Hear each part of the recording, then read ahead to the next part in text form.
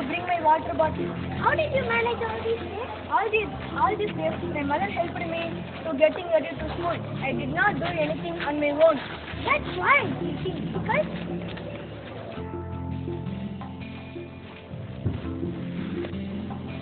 I'm much worried about you. How did you manage this morning?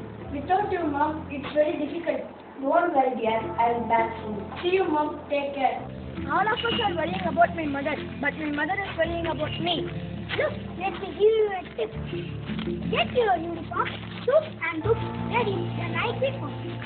So that you don't have to rush in the morning.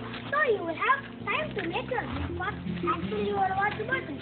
It's a simple tip, but it works. Thank you, Keshav. I will try to do it. And I promise that I will be more self-reliant. Mom! Oh, my son. Without you, I have got ready. I'm very happy.